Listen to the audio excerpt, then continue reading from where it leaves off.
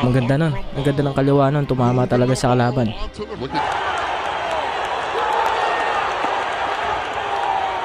Each other right now.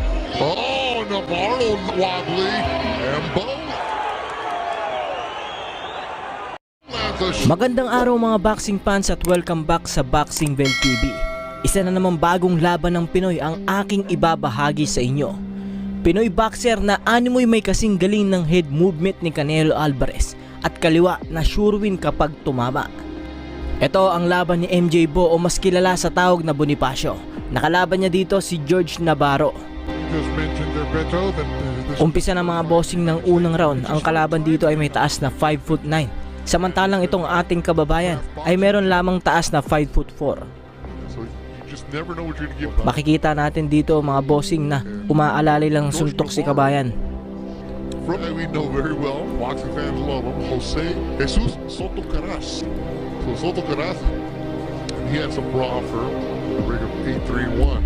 Navarro, George Fields. Grabe yung round na to mga boxing. Unang round pa lang palitan na agad ng malalakas na suntok. At itong kalaban ay agresibo samantalang depensa ang ginagawa ng ating kababayan. Bumibitaw din ng mga kakailan pero talagang mas depensa ang ginagawa niya at pinag-aaralan muna. Oh, maganda nun. Ang ganda ng kaliwa nun. Tumama talaga sa kalaban.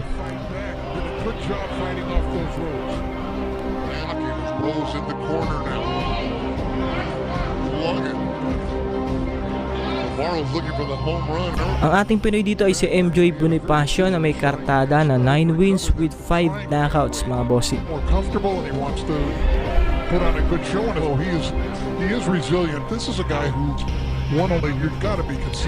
Final seconds na po na para katapusan ng unang round. Navarro, final seconds of the opening round. Haymakers landed for both counts. Yeah, that shot from Navarro. Good round. Long Beach. Round 2 na mga bossing. CBN Promotions. Round 2 same pa rin, agresibo pa rin yung kalaban. Pero bumabanat na dito ang ating Pinoy. Ang maganda dito kay MJ Bo ay kaliwat kanan gumagana ang mga kamao. So ang ganda rin ng kaliwa niya. You can hear every shot. Like some sweat on you, just like we are here ringside.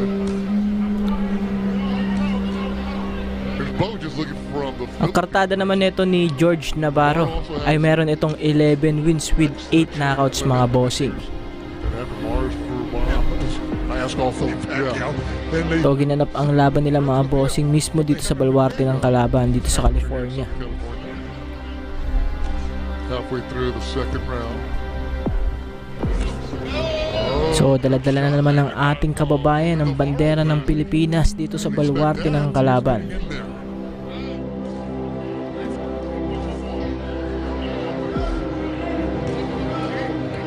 Looking at each other right now.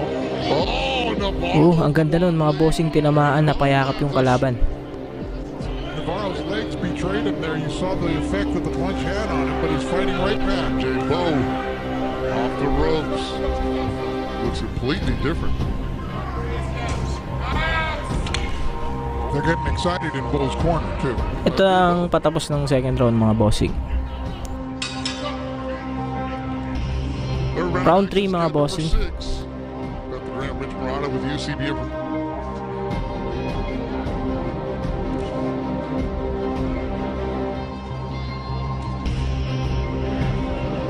MJ fights out of that hands-held defensive style. MJ getting tagged. Aggressive talaga tong kalaban ng Pinoy mga bossing, mapapansin natin. Pero ang kinagandahan lang dito sa ating kababayan, medyo malikot. Maganda yung head movement tsaka reflexes. So talagang nakakaiwas siya sa mga malalakas na suntok ng kalaban. Navarro, training in Southern California. Who's fundamentals here? Ooh, MJ Bo. Bodega ang target dito ni MJ Bo mga bossing. Okay, yung ganda na. Struggles as a youngster, his mom holding down 2 jobs. And that's a situation that a lot of pro boxers come out of. Tsaka napakaangas na itong Pinoy na to Mapapansin na laging nakababa yung kamao na ito. Kumbaga alam niya na kaya niyang ilagan yung suntok ng kalaban. started boxing at the age of 8 when he started following his brothers to the gym.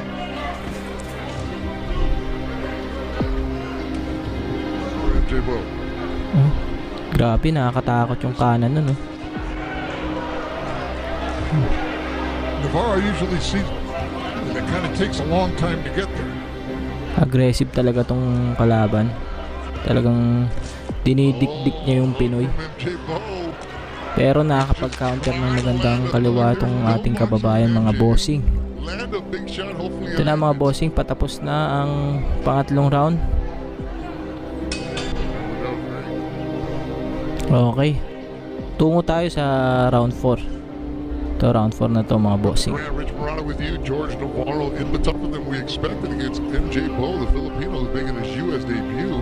Kung titignan mga bossing, mukhang magkapantay lang sila, pero kung titignan mo yung box rec nila, mas matangkad tong kalaban. Sadyang mahaba lang din talaga yung kamay na itong pambato natin. Navarro boxing around here in the Southern California club scene in Mexico. Tijuana. Tsaka wala talaga tong katakot si MJ Bo. Tingnan mo naman, harap-harapan, nakatingin lang. Wala man lang depensa na nakataas yung kamay nito.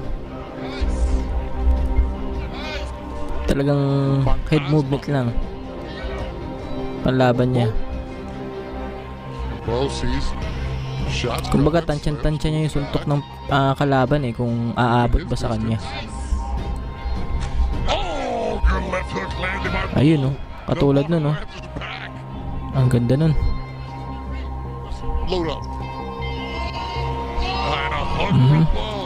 Tingnan mo, abot na abot. Kita nyo yung mga bossing, abot na abot ng Pinoy. Ganun siya kalapit sa kalaban. Partida, hindi pa naka-guard tong ating Pinoy. Okay, round 5 na mga bossing. Ang laban na nga ito mga bossing ay hanggang round 6 lang po. So round 5 na. Panoorin natin hanggang dulo. Kitang kita mga bossing, kung iskoran lang ang pag-uusapan, malamang sa malamang panalo yung kababayan natin dito. Maraming binabatong suntok yung kalaban, pero hindi nga lang maganda yung tama. So naiiwasan kasi ng ating Pinoy.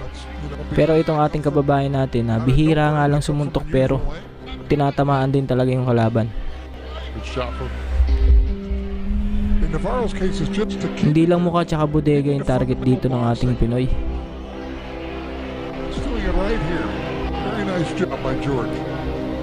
Tingnan nyo, iniiwas-iwasan na lang ng ating kababayan yung mga suntok ng kalaban. Because Bo looked so dismal basically in that fight. Si MJ Bo nga po pala mga bossing ay galing sa Tondo, Manila. Laking tondo si MJ Bo. He sees those coming.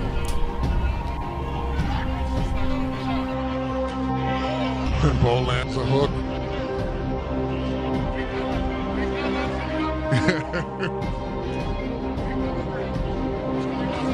Oh, hook from Navarro. Another hook from Navarro. Very nice. That was a very short one, too. It hardly traveled more than a few inches. Final second of the 5th round. Navarro and Bo. So, final seconds na po para sa ikalimang round. Tutungo na tayo sa huling round mga bossing. Round 6 na mga bossing. That 5th round, I really like the way he fought those last 2 minutes. Yep. Bo. Ganda ng mga pinapakita ang galaw dito ni MJ Bo mga bossing. Napakadikdik ng laban. Pares agresibo. Itong Pinoy natin parang nagpapainit lang. Sa una lang kalmado, pero sumasagot na rin bandang kalagitnaan ng rounds. Ayun ang ganda ng mga kanan, kaliwat kanan ng suntok ni MJ Bo. Tsaka ang kinagandahan dito, abot na abot niya dahil ang lapit lang niya. So talagang tansyahan na lang sa pag-iwas ang ginagawa ni MJ Bo. Ayun tinamaan ng maganda. Napapayakap na dito si Navarro. Punches coming fewer. Mapansin natin na medyo parang takot na tong si Navarro. Medyo may pag-iwas na rin, just hindi na rin agresibo. Medyo safety na rin yung galawan niya. And just slingshots. Yep. Because he can make for a fighter who's not as experienced as Navarro. Kaya puro head movement na ginagawa dito ni Kabayan. Sabay ka-counter ng mga ilang kaliwat kanan na suntok. Navarro. Looks like he's on his way to a victory against a very tough MJ Bow. That dude is tough. Final Napansin ko lang dito kay MJ Bo, sana kapag tinamaan niya, maganda sana kung susunod-sunurin niya talaga. So didikdikin din niya sana. that'll do it. Kaso ang gawain nito ni Barro, kapag tinamaan talaga, napapayakap. Course of the fight. Natapos nga mga bossing hanggang round 6 at walang knockout ang nangyari. Talo nga ang ating kababayan na uwi sa unanimous decision pabor sa kalaban na si Guerrero Navarro. So bawi na lang tayo guys. Highlights. Kung isa ka sa mga nagkagusto sa ating tampok ngayon, ay malaya kang kalembangin ng kampana upang makasama kita sa panonood ng mga laban ng ating mga Pinoy boxer.